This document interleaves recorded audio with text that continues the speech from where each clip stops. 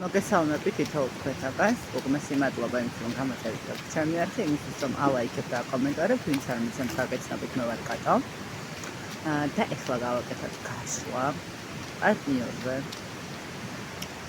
რომელიც არ არის ჩვენთან, რომელიც წაბრძანდა, რომელმაც თქვა უარი ურთიერთობაზე და ვნახავთ რა ხდება მის ცხოვრებაში.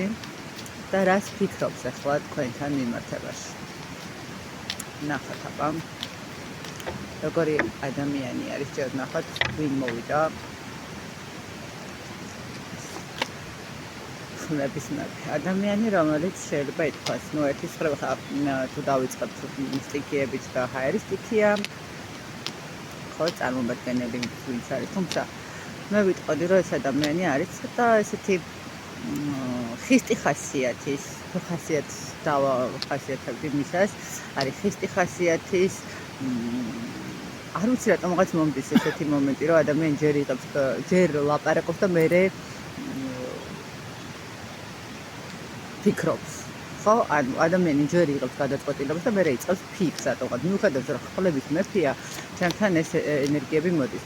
ადამიანი, რომელიც რაღაცნაირად ესე სუბუქად უყურებს თითქოს ყველაფერს, ხო? აი ადამიანს, რომელსაც ძალიან უყვარს გართობა, ძალიან უყვარს დალევა, შეიძლება ესეც ითქვას მის დახასიათებაში, ხო? აი რატომღაც ესეთი მდგომარეობა მოდის. ეს ადამიანი, მიუხედავად რომ ხმების მეფეა და ხმების მეფეს ეკუთვნის, რომ ჯერ იფიქროს და მერე მიიღოს გადაწყვეტილება, ეს ადამიანი პირიქით არის რატომღაც ჯერ იღებს გადაწყვეტილებას, მერე ფიქრობს და მერე, რა ვიცი, მერე ალბათ ზის და ნერვიულობს, ხო? თუმცა ამ ადამიანს ხოლმე აქვს ის მომენტიც, ერთი ყველაზე ისეთი დამახასიათებელი, ვიტყოდი, რომ ძალიან უყვარს ესეთი გაშლილი ხელით გაშლილი ცხოვრება, ხო? ანუ ადამიანი, რომელსაც გართობა უყვარს, რომელსაც დროსტარება უყვარს, რომელსაც დალევა უყვარს, რატომღაც ძალიან მოდის.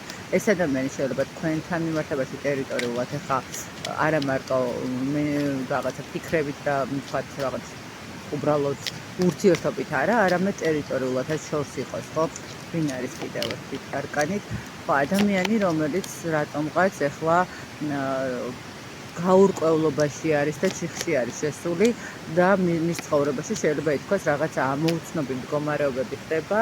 თუ არ აქვს მნიშვნელობა რა ოჯახთან არის აქ კავშირი, ეს იქნება მაინდა-მაინც თავის კონკრეტული ოჯახი თუ მშობლებთან მიმართებაში ოჯახი, თითქოს იქ რაღაცა ბევრი პრობლემების წინაშე დგას და გაურკვევლობების წინაშე დგას. ხო, ადამიანი რაღაცნაირად არ ყვევს თავის პოზიციებს, შეიძლება ითქვას იქ, ხო, რაღაც მომენტში ადამიანს, რომელსაც გონია რომ ყველაფერი კარგად არის და გონია კი არა და აჩვენებს რომ ყველაფერი კარგად არის, მაგრამ რეალურად მის სულში და მის გონებაში ძალიან ბევრი პრობლემები და ძალიან ბევრი ფიქრები არის იმასთან მიმართებაში, როგორ უნდა გაართვას თავი ამ ყოველივეს. კარგით, ნახოთ აბა როგორ ცხოვრობს ეს ადამიანი კონკრეტულად, როგორ ცხოვრობს, როგორ მიდის მისი ცხოვრება დაშორების შემდეგ. თავის დაცვაში, ბრძოლაში, ომში, გაურკვევლობაში, სულ ცდილობს რომ რაღაცა დაანახოს ყველას თავის საჭიროება. მის ცხოვრებაში ძალიან დიდი ტრანსფორმაცია მიმდინარეობს. ახლა შეიძლება ითქვას, მის ცხოვრებაში ძალიან ბევრი ცვლილებების მდგომარეობა არის, ბევრი შიშები როგორ უნდა გადალახოს და დაძლიოს ეს ყოველივე, რაღაცა მოლოდინი აქვს. ელოდება თითქოს ეს ადამიანი, რომ ყველაფერი თავში დაალაგდება, მაგრამ როგორც ჩანს, ძალიან დიდი ილუზიების ქვეშ ცხოვრობს, ხო? ჯერჯერობით არ იცის, იწყებს რაღაცა ერთ ფიქრს, მერე მიდის მეორე ფიქრამდე, მერე მეორე და მესამეზე გადადის და საბოლოო ჯამში მის ცხოვრებაში რეალურად რა არის კარგი და რა არის ცუდი, მე მგონი ესეც არ იცის. რა ხდება მის ცხოვრებაში?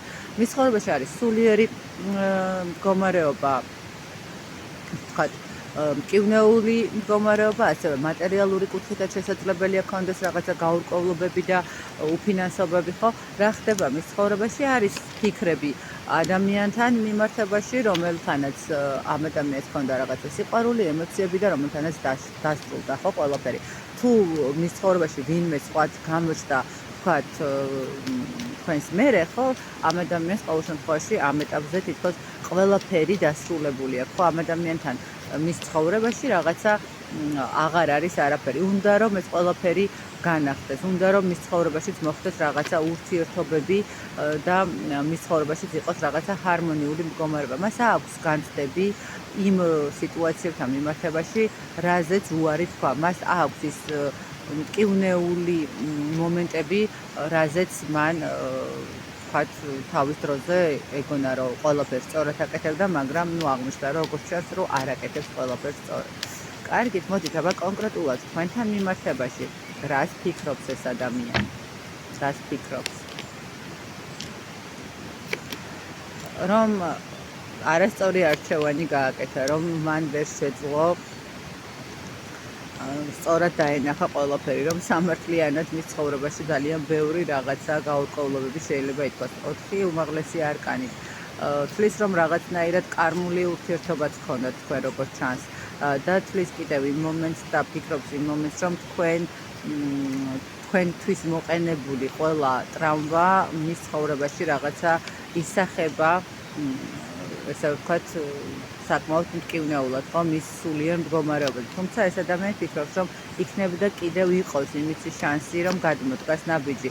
თუმცა ეს ნაბიჯი, რო ვთქვათ, რომ რაღაცნაირად იქნება ისეთი აზრიანი ნამდვილად ვერა, მაგრამ ყოველ შემთხვევაში ადამიანი ფიქრობს, რომ ნეტა შეიძლებოდეს რაღაცა ხელახლა დაიწყოს, რაღაცა თავიდან მოხდეს, ხო?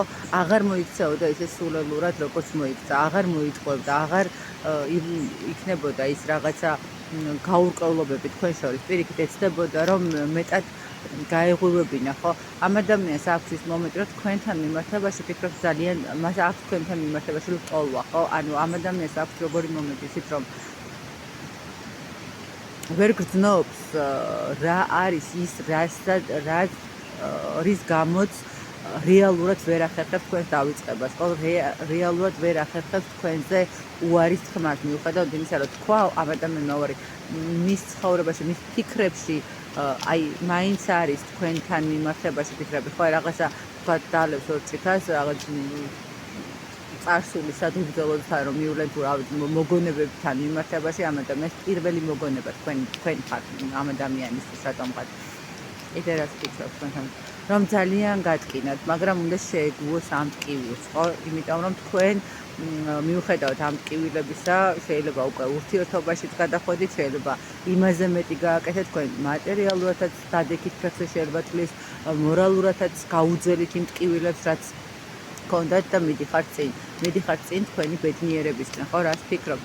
რომ თქვენ ძალიან ბევრს შრომობთ იმისთვის, რომ იყოთ ბედნიერი, ხო? კიდევ ერთხელ და თითქოს აქ ადამიანი ფიქრობს იმასაც, რომ უკვე შესაძლებელია, რომ თქვენს ცხოვრებაში კიდევ ერთხელ ვიტყვი, რომ აქ ვიღაცებისთვის შეიძლება გამოჩნდა, ან იცის უბრალოდ რომ გამოჩნდა და ხდება, რომ ძალიან ზედმეტი იქნება უკვე ამ ადამიანის თქვენამდე მოსვლა, ხო?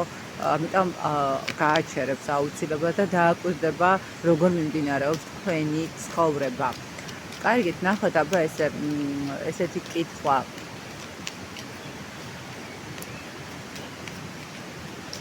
რო შეეძლოს ახლა თქვენთვის აი ხა შეხვედრა და რაღაცა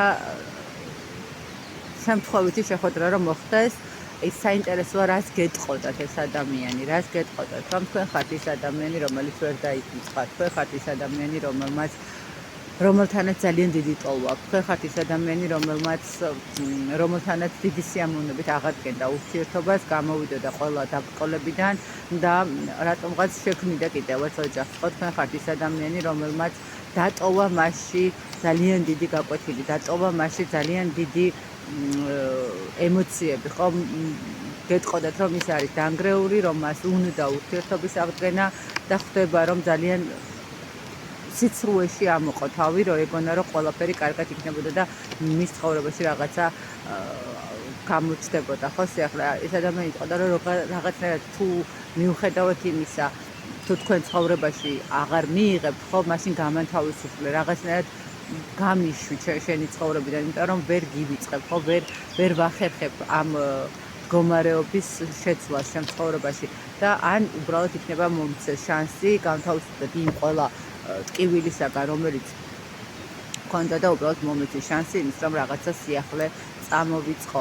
რაღაცა ესეთი მომენტი აქვს ამ ადამიანს. მოკლედ, წასული ადამიანი, როგორც ჩანს, ძალიან ესე განცდებში არის და ემოციებში არის. თუმცა, წასულია დასაბრუნებლად, რა ვიცი, ვისთვის როგორ, მაგრამ ალბათ არ ღირს, რახან წავიდა, ესე იგი უნდა წასულიყო, ხო? ამიტომ რომ სამყარო უკეთეს და უფრო საინტერესოს და მნიშვნელოვან ადამიანს გამოგიგზავნით, თუ უკვე არ გამოგიგზავნათ, ხო? მე ბედნიერ ურთიერთობებს გისურვებთ, სიყვარულს გისურვებთ თითოეულ თქვენთაგანს და როგორც მზე ანათებს ხა ჩვენთან, აი ესე იყოს თქვენი ცხოვრება მუდამ მზით განათებული დროებით.